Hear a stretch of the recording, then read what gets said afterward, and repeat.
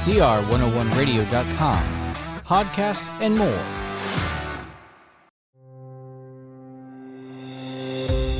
The Chalcedon Foundation presents The Interpretation of History, Part 1, Part 34 of R.J. Rushdoony's lecture series, American History to 1865.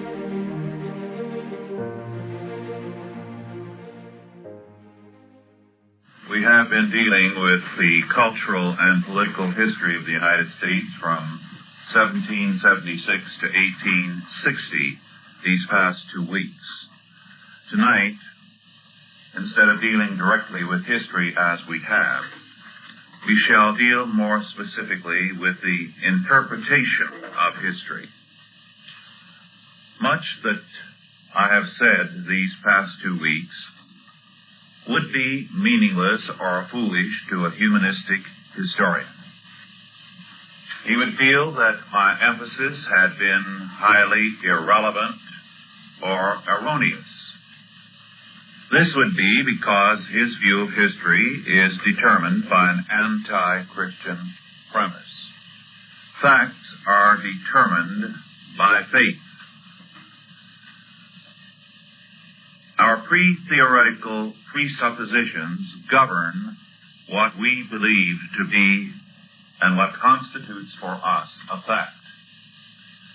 Before we can determine what a fact is and what is relevant, we must first have a basic concept in terms of which we look at history. Thus it is, if we were to go back and read some of the Church Fathers as they dealt with history, we would find that their approach would differ radically than, say, the approach of a Schlesinger.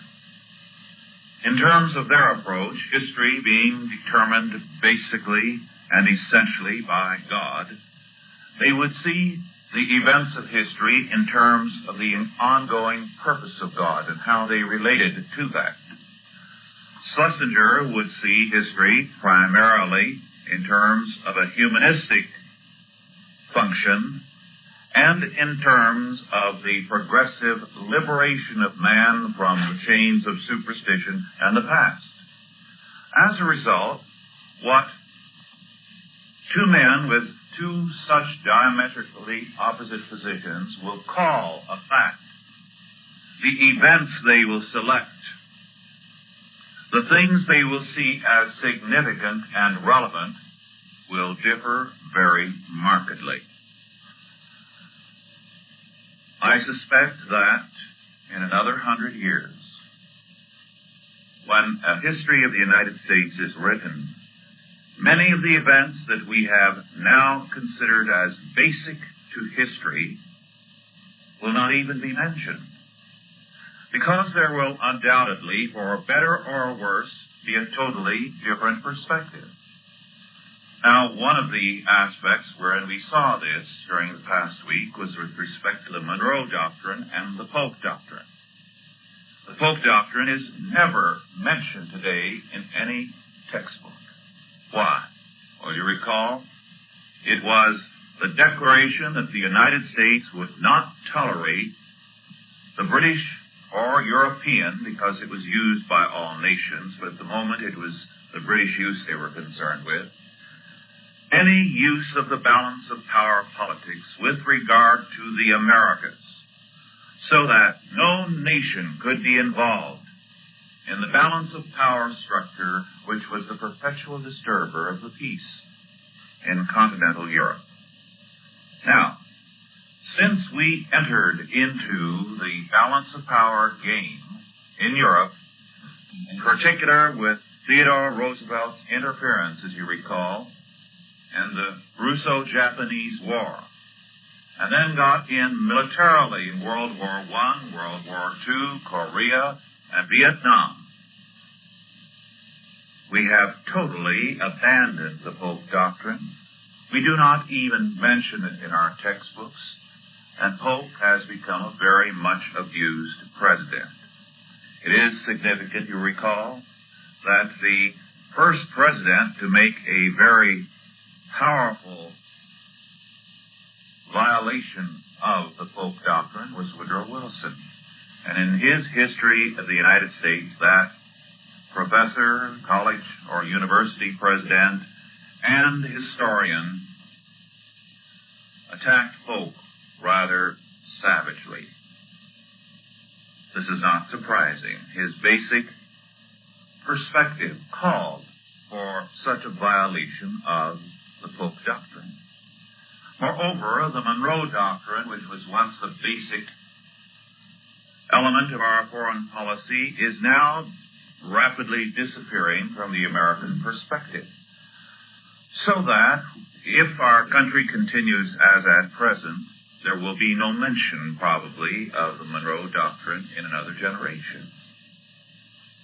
Just as today, Patrick Henry is disappearing, and in some instances is given only a sentence in the new textbooks.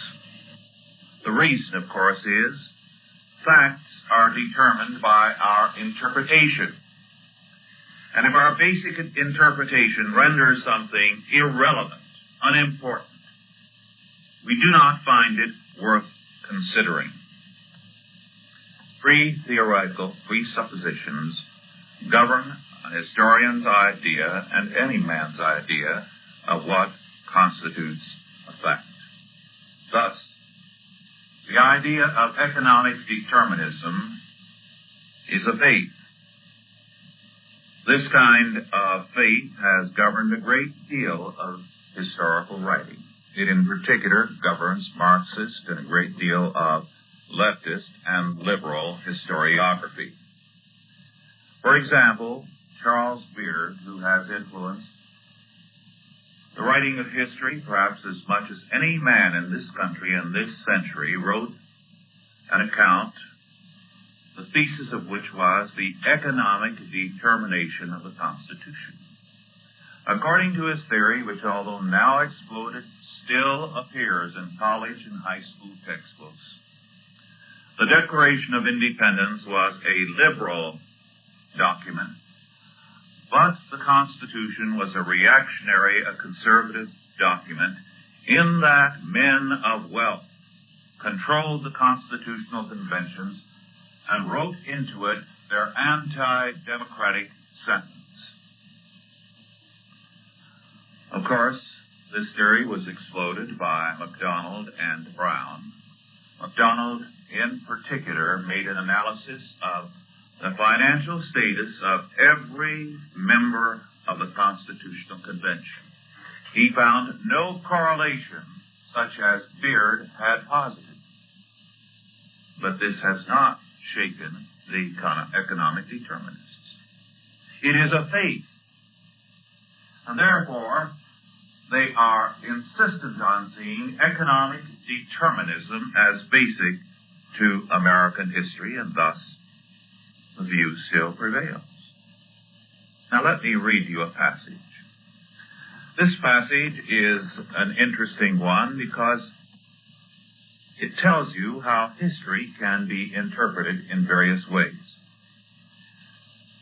This is a statement by Francis J. Grund, G-R-U-N-D, an immigrant, who described American social conditions in 1836. He wrote, "Business is the very soul of an American. He pursues it, not as a means of procuring for himself and his family the necessary comforts of life, but as the fountain of all human felicity.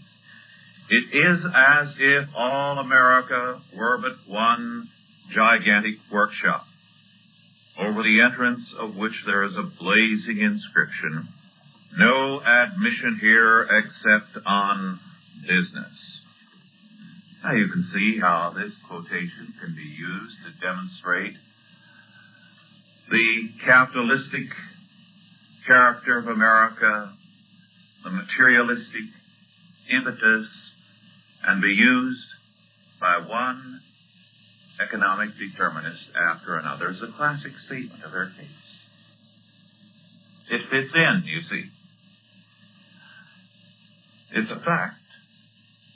But what this fact means depends upon your presupposition. How will we view that statement? very differently.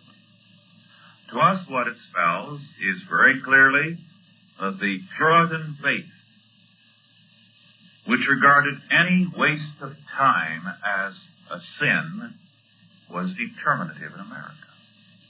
The Puritans believed in work.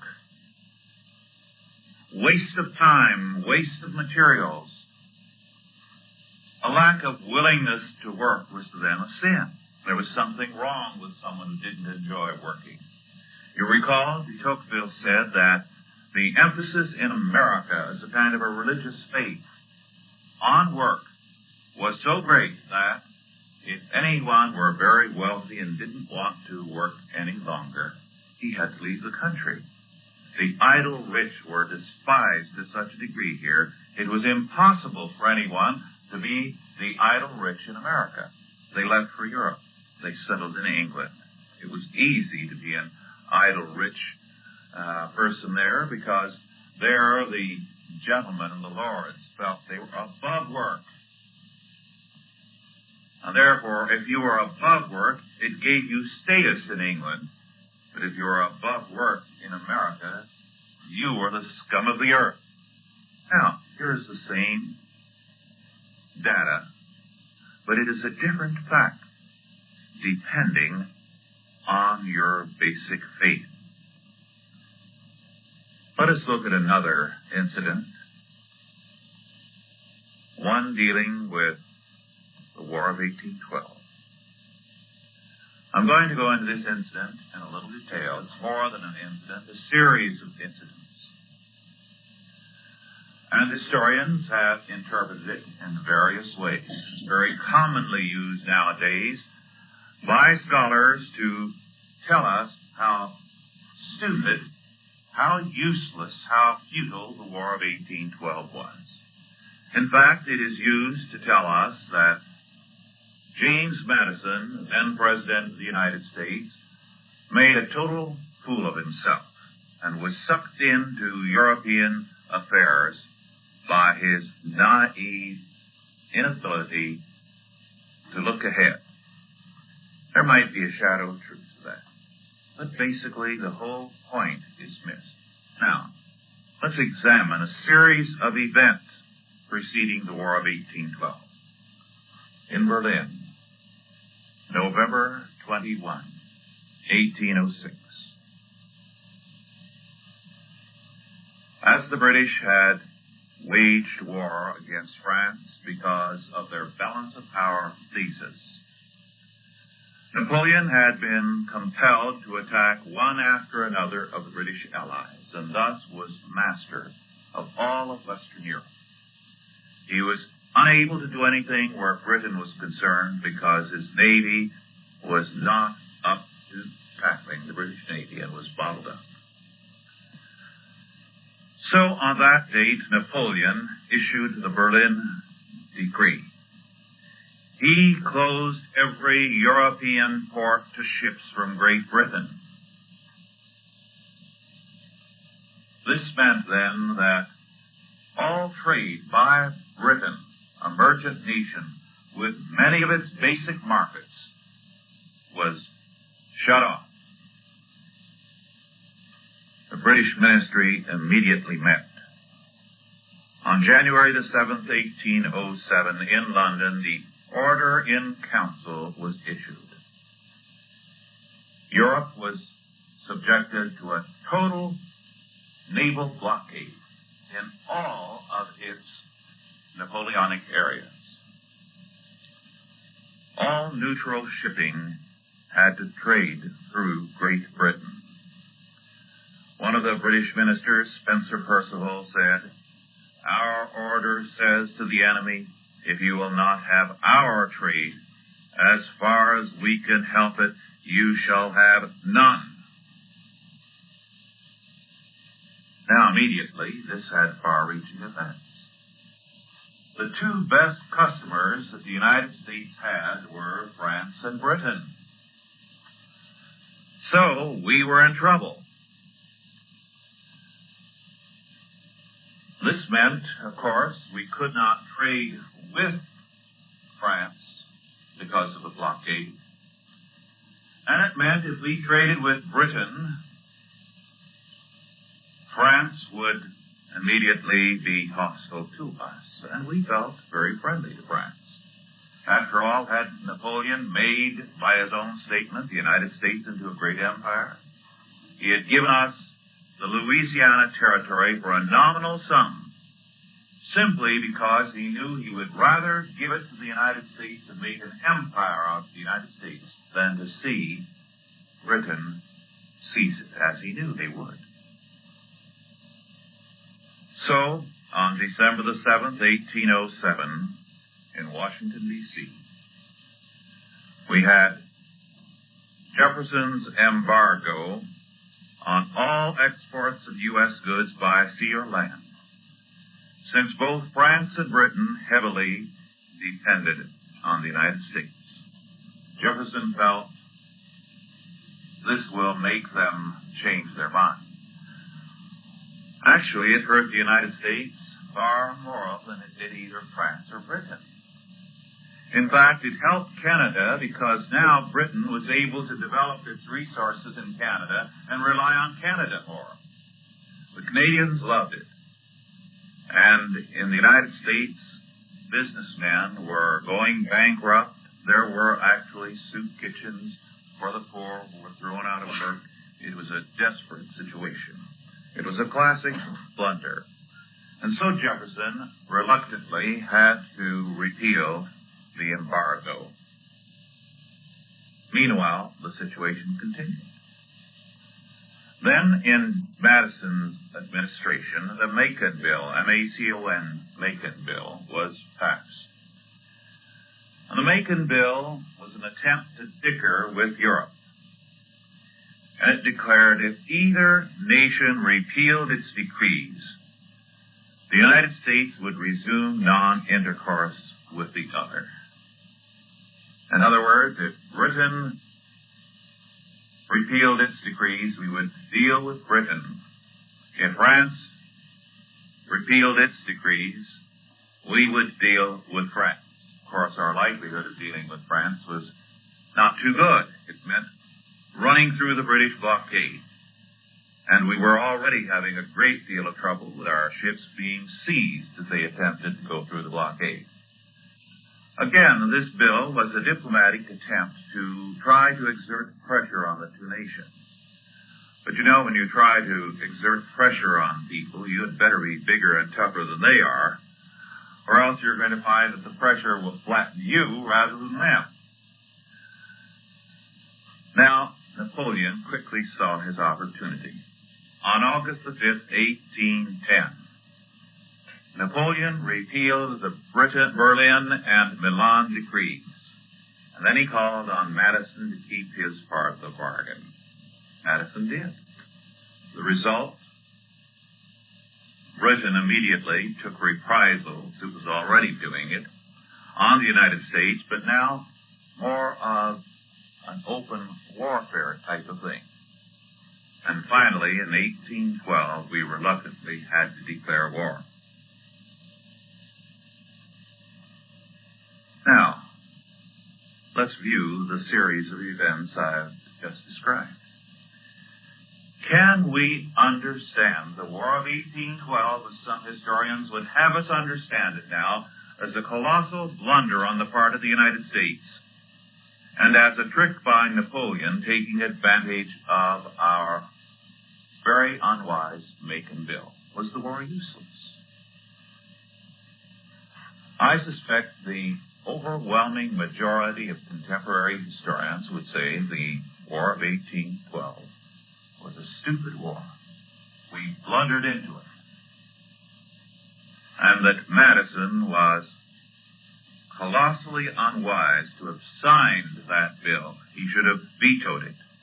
And then, having been trapped into signing the bill, he should have repudiated it when Napoleon called upon him to keep his part of the bargain.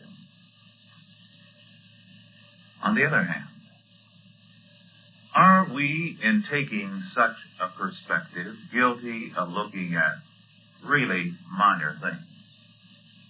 Was World War I really caused because a shot was fired in the Balkans, killing an archduke? Or was that just a match that hit the powder keg that was going to blow up sooner or later because they were lining up for it? You see, there are little incidents that trigger something, but those little incidents are not necessarily to be seen as the basic cause. The traditional reasons for the War of 1812 were true. There was the British contempt for the United States, for its government and for its rights. From 1781, the end of the War of Independence, right up to 1812, a refusal to abide by its terms. There was the issue of the freedom of the seas, the confiscation of American cargoes and the interference with American trade. There was the steady impressment of American seamen illegally into the British Navy. There was the fact that Britain had been for some time arming the Indians on the western frontier to ready them at any moment to move against the United States. There was a long series of accumulated events. And as a matter of fact, we would have to say that the Americans leaned over backwards to avoid war. In fact, very prominent businessmen, anxious to avoid war, afraid of war, actually got up and lied when there was an investigation by Congress as to what was going on. One man who had lost cargo after cargo and who had had his seamen impressed got up and said, well, we had one seaman impressed and there were extenuating circumstances, questions, and so on. They did not want war. They were trying to avoid it. But no matter how much you try, when these incidents accumulate, war will come. And the Macon Bill, yes, Monroe could have repudiated it. Madison could have repudiated it. But the point is, by that time, it had become a state of war by Britain against the United States. So, you see, it depends on our view of history. What is important that will constitute for us the real facts of history? There are many who hold to what is really a contradiction in terms, an accidental determination of history. It is, however, basic to the faith of many. In the popular view, you might say there are two views of history, accidental determination and the conspiracy view. Because people are relativists, because for them the world is a world of chance, they tend to see things in terms of an accidental determinism. It just happens that way. Or else, again, lacking in a very thoroughly sound faith in God, if they see a determination by any force, it's an evil force, so it's a conspiratorial determination. Both are godless perspectives. An accidental determinism means that history is meaningless. A conspiratorial determinism says that the meaning of history is totally evil. So why get worked up? It's all going to go to hell anyway, so there is no cause for any great concern. But when we look at history, we must recognize that a great deal of evil arises. Not because of evil plotting, there's enough of that, but the supposedly righteous acting of men convinced that truth and justice are with them despite their faults. Look back in your own life at the various times that you have had problems with people. They've been convinced of the righteousness of their cause. Most evil is done in the name of righteousness. The communists are convinced of the justice, of the righteousness of their cause, of their attempt to redeem mankind, of their efforts to bring social justice to all the poor of the world. So, whether they be communists, fascists, Nazis, democracies, monarchies, the various movements of history, including the most evil, have been convinced, despite their faults, that they represent the truth. Sometimes their success is in proportion to their self-righteousness. Thus, any view which takes history seriously requires some form of determinism, using that word in the loosest sense. We Christians would say predestination. But determinism by whom? Determinism can be by man. In the humanistic view, it is men who determine the course of events. And therefore, everything depends on human activity. And the consequence is a variety of movements whereby man is determined to reshape history. The liberal perspective today emphasizes humanistic determination, humanistic determinism. As we saw when we analyzed Rousseau and his influence in this country, it assumes that the popular will is expressed in the form of the general will, of which an elite group are the voices. So, in liberal humanism, it is all important to turn over the world and the nation to an elite group so that history can be guided wisely and justly and scientifically to its predestined purpose, predestined by man. Thus, we have a very powerful predestinarian doctrine at work among us today, the liberal perspective. Of course, the Marxist perspective is also humanistic, economic determinism. Again, there can be a materialistic determinism, which says that man is simply a machine. This was a very popular view in the 18th century, and therefore history is not determined by man's mind, but by various drives, various materialistic causes that go deep back into the very structure of matter. Mind in such a perspective is just one manifestation of matter and not too important one. Now, if we believe that history has meaning, we have to say, therefore, that there is a determinable pattern of factuality. If we are thorough relativists, history has no meaning. Of course, this is an extremely popular view.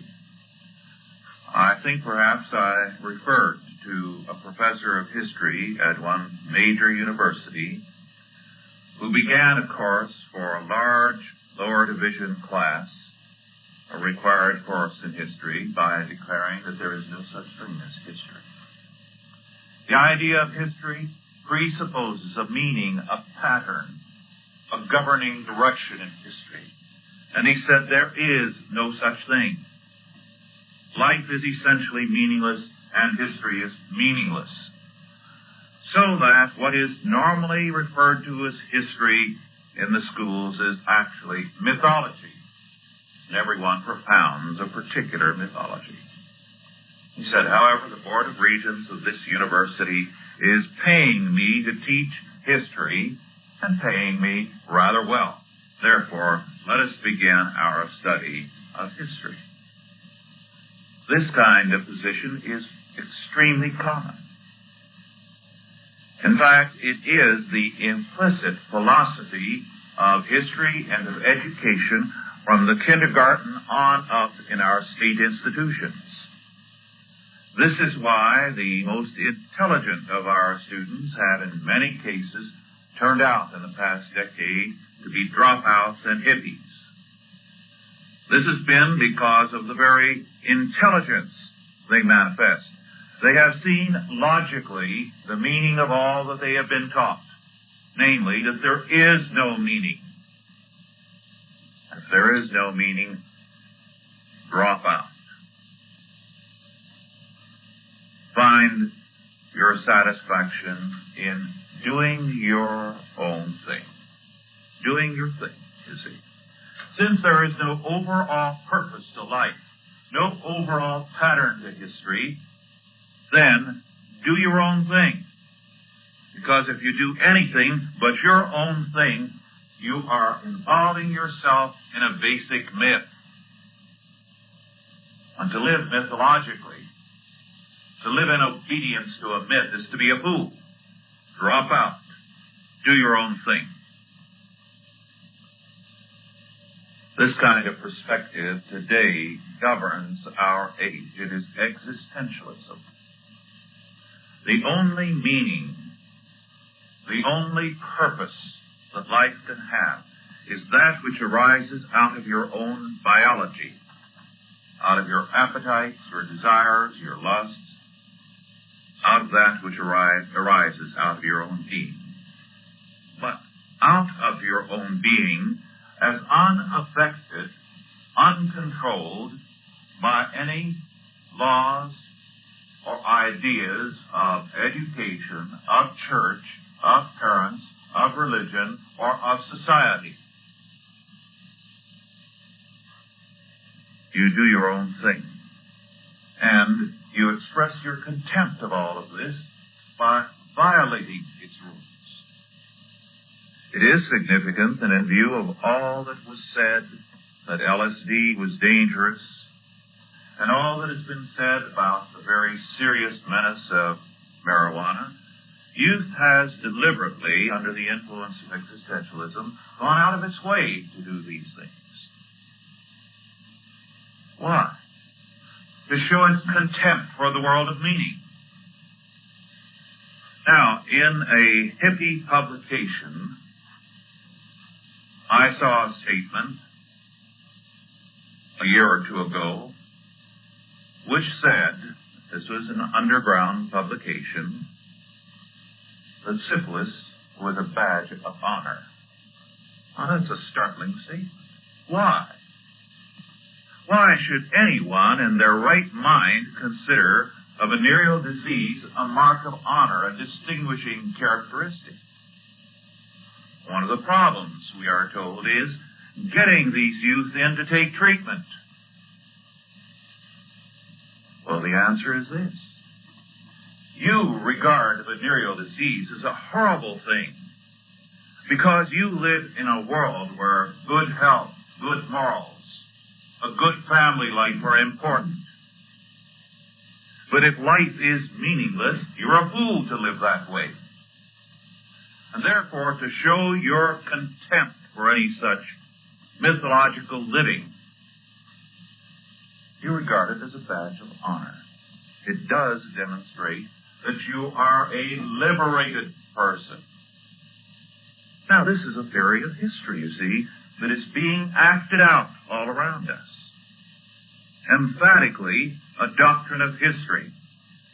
Since history is made up by the actions of millions of people, and it is the sum total of what the people think and believe and do, you can see when you have this kind of perversity, what kind of threat it holds for the world. The kind of thing I've cited with regard to venereal diseases, that mentality is not limited to our youth. You will find it throughout Europe, and there are those who say you will find in some cities like London and Amsterdam far more extreme expressions of it than you can here. Moreover, it has been, I think, quite well documented that behind the Iron Curtain it is extremely prevalent that in the Soviet Union the highest badge of honor is to own and wear the faded past genes of Western youth, because it identifies you immediately as one of these. I have a doctor, an ear specialist in California, whose son made a trip to Europe, and he decided to drive behind the Iron Curtain.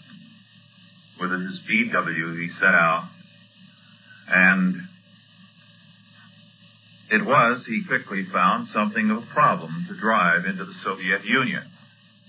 First of all, getting gas is very, very difficult, and you get it at the right time or you don't get it at all.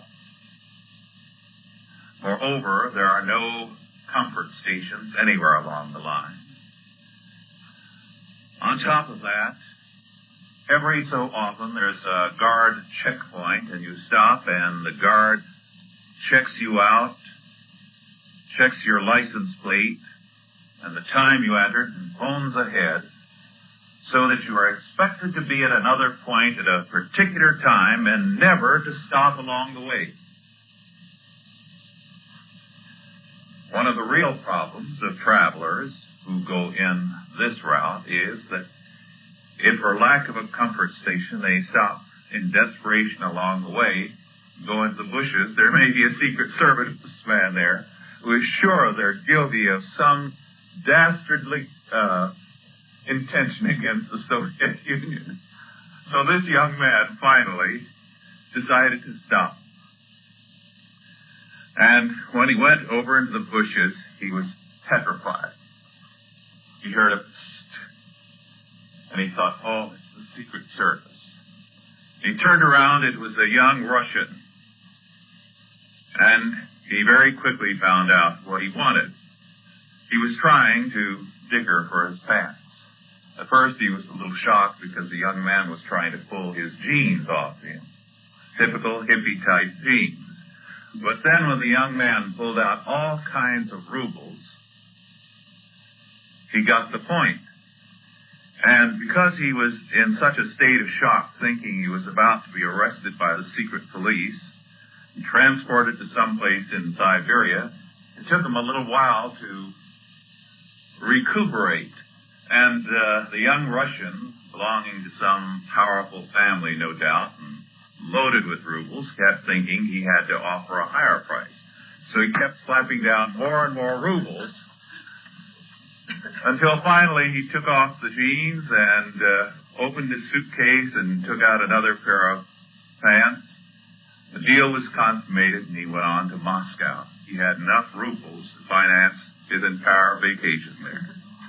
Now, the point of that story is the extent to which the Soviet youth want the marks of this existentialism, because they know precisely what it means. Some underground literature has been smuggled out. I read one underground novel of this existentialist youth. It's somewhat pornographic, but even more pornographic, what stands out is the total contempt of everything the Soviet Union means. The total contempt of all meaning.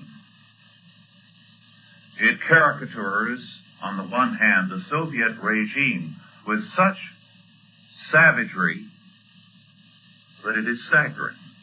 And it obviously comes, judging by the people who are in it, it's thinly disguised, from the circle of the young intellectuals.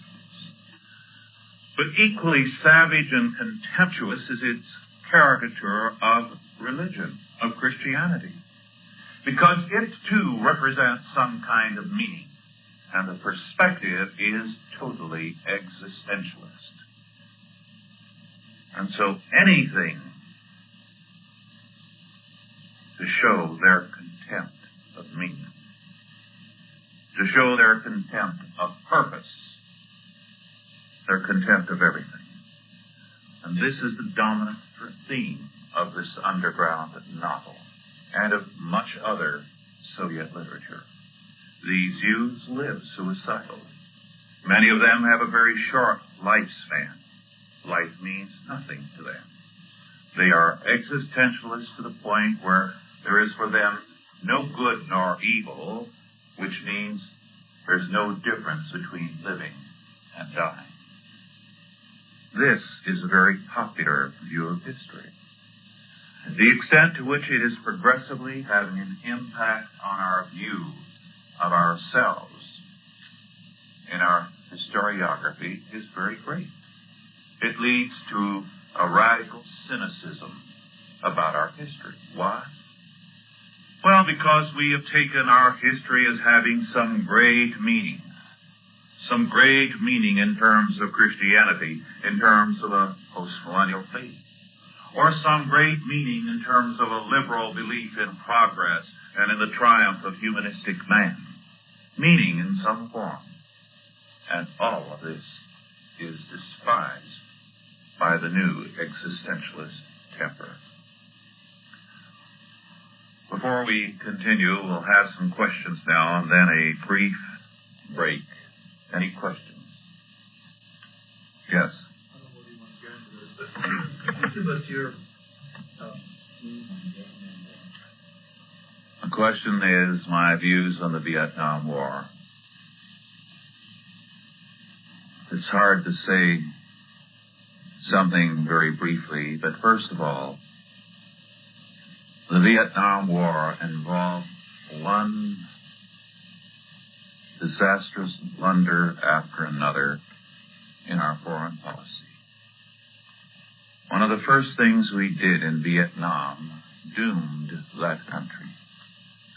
We worked throughout the 50s to overthrow the one unifying force in Vietnam, the Emperor. We did this because we were interested in democracy. But for those people with their Buddhist faith, the Emperor was a kind of living God. He was the one person who had legitimate authority in their eyes, and therefore could command the people, and could command quite a following in the North. As a result, we have left South Vietnam without any legitimate principle of authority. You see, for us, a person has authority if he is elected. His election is legitimate and in terms of the Constitution. But for them, counting noses doesn't confer authority. It's a totally meaningless idea to them. For them, authority comes in terms of their religious presuppositions, and the emperor was the principle of authority. So we destroyed the very idea of authority in Vietnam by imposing our liberal ideas upon them. Then, because the armies that came together were essentially governed by some kind of idea in terms of the old regime, and the major army was in terms of a particular religious cult there, we proceeded to destroy those armies because they were not democratic in principle. They were governed in terms of a basic faith. So we disarmed Vietnam totally. We sent our troops in. And then, after a while, we began to demand that they create a democratic army in terms of our kind of faith, and a democratic government supposedly had meanwhile been set up. Now, what we have done, you see, is to destroy the very principle in terms of which the country was based. Now, the communists knew better. The Viet Cong continued the basic faith of the country. They used the Buddhism to foster their own communist ideas. Instead of the emperor as the representative, as the kind of living God on earth, it was the dictatorship of the proletariat, as personified in their leader, Ho Chi Minh, and then his successor. So their idea was closely tied with the old faith of the country. Now, there's no question that many of the emperors that the Vietnamese have had over the years have been bad emperors, but they have been obeyed by people because their religious faith makes them obey a man who is their living God, as it were. So it is in North Vietnam. There's no doubt that large numbers of the people are very unhappy about what they have. But what they have is more closely tied to their religion than what South Vietnam has. It's rootless. It's rootless.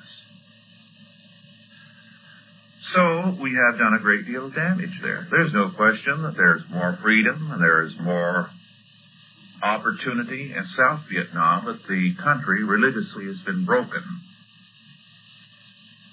And this has made it very, very weak. Let's put it this way. We as Americans in the last 50 years have put up with one bad president after another. But we have obeyed them. We haven't regarded it as an occasion to say, we will start guerrilla activity, we will create a revolution. No. We have felt that our government has been bad, but it has been a legitimate government. If tomorrow, however, someone were to come in and put a dictator in the White House, he would have to be near perfect for us to tolerate him. If he began to do half of what our presidents have done, you see, we would be ready to do anything to overthrow him, because the injustices of a man who does not have legitimate authority are much more difficult for us to take. So, the principle of authority has there been broken. And this is characteristic of our liberal foreign policy.